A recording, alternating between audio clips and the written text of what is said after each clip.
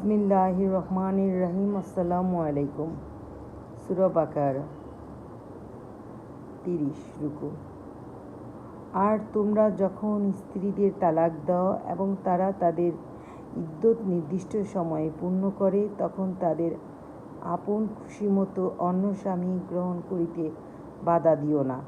এত দ্বারা তোমাদের মধ্যে যে কেউ আল্লাহ ও পরকালে বিশ্বাস করে তাদের উপদেশ দেওয়া হয়, এ তোমাদের জন্য শুদ্ধতম ও পবিত্রতম।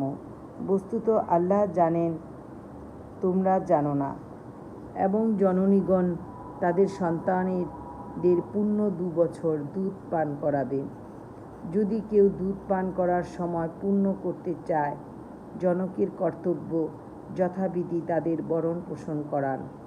কাউকে তার সাধ্যাতীত কার্যভার দেওয়া হয় না।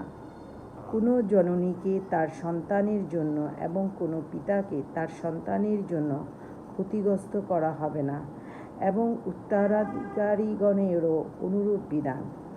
আর যদি পিতামাতা পরস্পর সম্মতি ও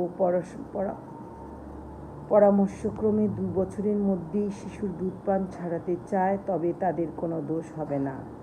আর যদি তোমরা তাদের সন্তানদের কোনো ধাত্রীর দুধ পান করাতে চাও, তাতেও তোমাদের কোনো দোষ হবে না, যদি তোমরা তাদের নির্ধারিত প্রদায়ও বিধিমত অর্পণ করো। আল্লাহকে ভয় করো এবং জেনে রাখো, তোমরা যা করো আল্লাহ তার দ্রষ্টা। তোমাদের মধ্যে যারা স্ত্রী রেখে মারা যায়, তাদের স্ত্রীগণ 4 মাস 10 দিন অপেক্ষা করবে। যখন তারা ইদ্যত 4 মাস 10 দিন পূর্ণ করবে, তখন তারা নিজেদের জন্য কোনো বিধিমত কাজ বিবাহ করলে তাতে তোমাদের কোনো পাপ হবে না। তোমরা যা করো আল্লাহ সে সম্বন্ধে সবিশেষ অবহিত। আর তোমরা যদি আভাসে ইঙ্গিতে উক্ত রমণীদের বিবাহ প্রস্তাব করো অথবা অন্তরে তা গোপন রাখো, তাতে তোমাদের দোষ হবে না। আল্লাহ জানেন যে তোমরা তাদের সম্বন্ধে আলোচনা করবে, কিন্তু বিধিমত কথাবার্তা ছাড়া গোপনে তাদের নিকট কোনো অঙ্গীকার করো না। নির্দিষ্ট সময় পূর্ণ না হওয়া পর্যন্ত বিবাহ কার্য সম্পূর্ণ করার সংকল্প করো না।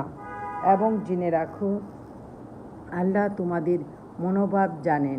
অতএব তাকে ভয় করো এবং জেনে রাখো, নিশ্চয়ই আল্লাহ ক্ষমাশীল, সহিষ্ণু।